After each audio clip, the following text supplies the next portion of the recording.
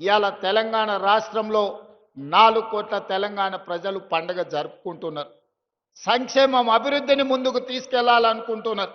మరి అవి తీసుకెళ్లాలనుకున్నప్పుడు రాష్ట్ర కేంద్ర ప్రభుత్వాలు సహకరించుకోవాలి కదా, సమన్వయం చేసుకోవాలి కదా. మనకు అవసరమైన మన ప్రణాళికలను ప్రధానమంత్రి గారి దృష్టికి తీసుకువెళ్ళాలి కదా. పాయల శంకర్ గారు ఎమ్మెల్యేగా నా దగ్గరకు వచ్చి వరంగల్ ఎయిర్పోర్ట్ కావాలి అని అంటే వరంగల్ ఎయిర్పోర్టే కాదు, ఆదిలాబాద్ ఎయిర్పోర్ట్ కూడా కట్టాలి అని పాయల శంకర్ నా దృష్టికి తీసుకొస్తే నిజమే కదా. అత్యంత వెనుకబడిన ఆదిలాబాద్కు ఎయిర్పోర్ట్ ఇస్తే ఇక్కడికి పరిశ్రమలు వస్తాయి.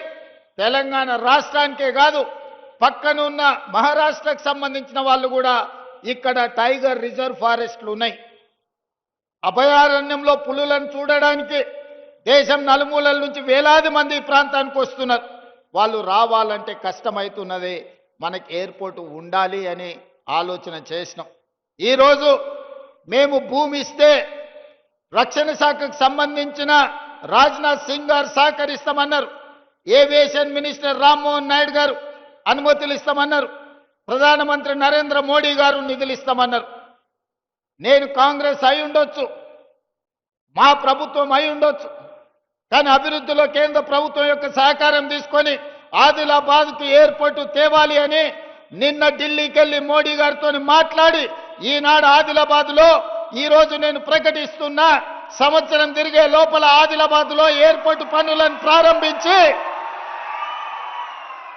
ఎర్ర బస్సు రావడమే కష్టం అనుకున్న ఆదిలాబాద్లో ఎయిర్ బస్సును దించి ఇక్కడ అభివృద్ధికి పునాదులు వేసి ఇక్కడ పరిశ్రమలను తీసుకొచ్చే బాధ్యత మన ప్రభుత్వం తీసుకుంటుంది. ఇందిరమ్మ రాజ్యంలో ప్రజాపాలన చేస్తుంది అని నేను ఈ సందర్భంగా మీ అందరికీ తెలియజేస్తున్నా. ఆ ఇంద్రవెల్లి స్ఫూర్తిగా 40 సంవత్సరాల పైగా ఆనాడు హక్కుల కోసం ఇంద్రవెల్లి ఆదివాసీలు పోరాటం చేసి ఎంతో మంది నేల కొరిగినరు. వాళ్ళందరినీ వాళ్ళ కుటుంబాలను గుర్తిస్తాం, ఆదుకుంటామని చెప్పి అదే విధంగా ఇంద్రవెల్లి అమరవీరుల స్తూపాన్ని పర్యాటక కేంద్రంగా ప్రకటిస్తామని ఆనాడు ప్రకటించడం జరిగింది. ప్రభుత్వం వచ్చిన తర్వాత మొదటి సంతకం ఇంద్రవెల్లి అమరుల స్తూపాన్ని పర్యాటక కేంద్రంగా ప్రకటించడమే కాకుండా ఆ కుటుంబాలకు ఇందిరమ్మ ఇండ్లు కట్టుకోవడానికి నష్ట పరిహారం ఇవ్వడానికి ఆనాటి అమరులను మన ప్రభుత్వం ఆదుకున్నది. అదే కాకుండా ఆనాడు ప్రేమ్ సాగర్ రావు గారు అన్నారు, మీ పాలమూరు జిల్లాను ఎట్లయితే అభివృద్ధి చేసుకుంటావో మా ఆదిలాబాదును కూడా మీరు దత్తత తీసుకోవాలి, ఆదిలాబాదును అభివృద్ధి చేయాలని మిత్రులు ఆనాడు చెప్పడం జరిగింది.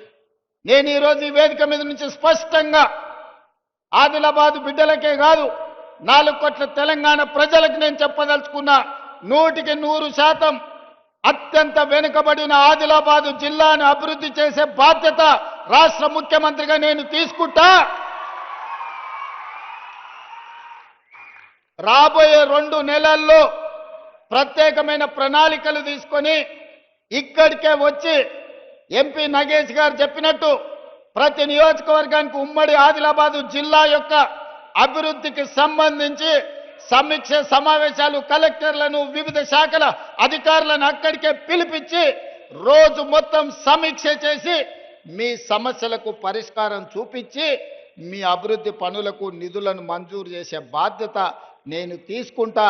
మళ్ళీ తొందరలోనే ఆదిలాబాద్కు వచ్చి అభివృద్ధి మీద సమీక్ష చేస్తా.